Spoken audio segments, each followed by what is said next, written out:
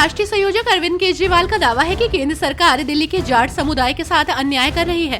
वो बताते हैं कि दिल्ली सरकार की ओबीसी सूची में जाट शामिल है, लेकिन केंद्र सरकार की सूची में नहीं, जिसका मतलब है कि दिल्ली के जाट छात्रों को दिल्ली विश्वविद्यालय या केंद्र सरकार के संस्थाओं में आरक्षण नहीं मिल सकता। केजरीवाल ने प्रधानमंत्री नरेंद्र मोदी को पत्र लिखकर जाट समुदाय को केंद्रीय ओबीसी सूची में शामिल करने के लिए भी कहा है।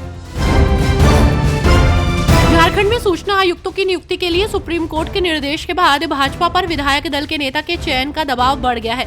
विधानसभा चुनाव 2024 के बाद से ही भाजपा ने विपक्ष के नेता का चयन नहीं किया है। सुप्रीम कोर्ट ने 2 सप्ताह के भीतर नेता प्रतिपक्ष के नाम की घोषणा करने का निर्देश दिया है। मुख्यमंत्री भजन लाल शर्मा ने जयपुर स्थित मुख्यमंत्री निवास पर युवा महोत्सव के अंतर्गत आयोजित होने वाले रोजगार उत्सव की तैयारियों को लेकर समीक्षा बैठक बुलाई। इस अवसर पर मुख्यमंत्री ने कहा कि युवाओं को रोजगार देकर उनके सपनों को साकार करने के लिए राज्य सरकार प्रतिबद्ध है। उन्होंने कहा कि इस रोजगार उत्सव में राज्य सरकार द्वारा युवाओं को 13,500 से अधिक नियुक्तियां दी जाएंगी। प्रवासी भारतीय दिवस में पीएम नरेंद्र मोदी के संबोधन के बाद उड़ीसा के मुख्यमंत्री मोहन चरण मांझी ने राज्य में उनके दौरे की सराहना की और कहा कि इससे राज्य को आत्मविश्वास और बढ़ावा मिलेगा। उन्होंने कहा कि पीएम ने उड़ीसा में 15 घंटे से ज्यादा समय बिताया।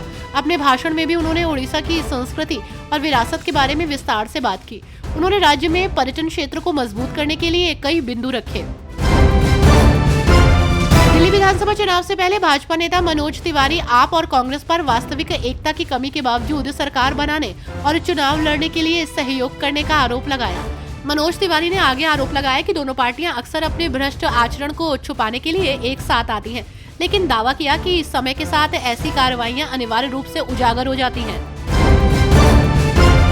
झारखंड सरकार को लेकर भाजपा लगातार हमलावर है, तो वहीं इसी बीच बीजेपी के प्रदेश अध्यक्ष बाबूलाल मरांडी ने झारखंड की हेमंत सरकार पर किसानों को ठगने और वृद्ध और विधवा विकलांग लोगों की अनदेखी करने का आरोप लगाया। उन्होंने कहा कि चुनाव से पूर्व धान खरीद को लेकर किए गए वादे 3200 रुपए प्रति क्विंटल की दर से मुकर 2400 रुपए में खरीद रही है।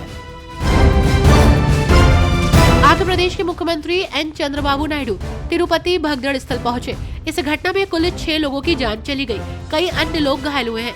ये दुर्घटना तिरुमाला शिवारी बैकुंठ द्वार टिकटिंग काउंटर के पास विष्णु निवासम के पास दर्शन टोकन के वितरण के दौरान हुई। आपको बता दें कि ये भगदड़ अत्यधिक भीड़ के कारण हुई।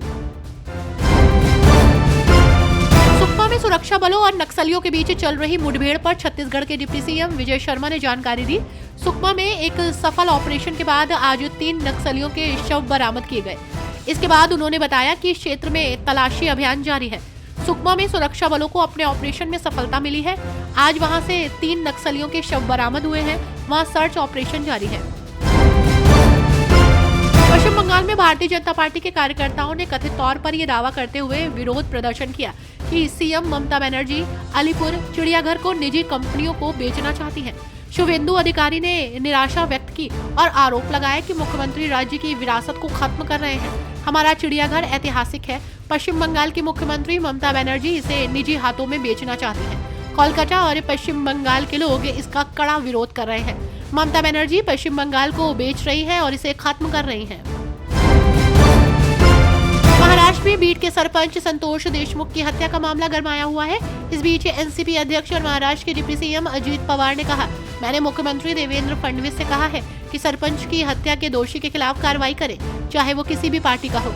एसआईटी सीआईडी की ओर से सरपंच हत्या की जांच की जा रही है। मुख्यमंत्री फडणवीस ने कहा कि बर्बर हत्याकांड से जुड़े किसी भी व्यक्ति के खिलाफ कार्रवाई की जाएगी।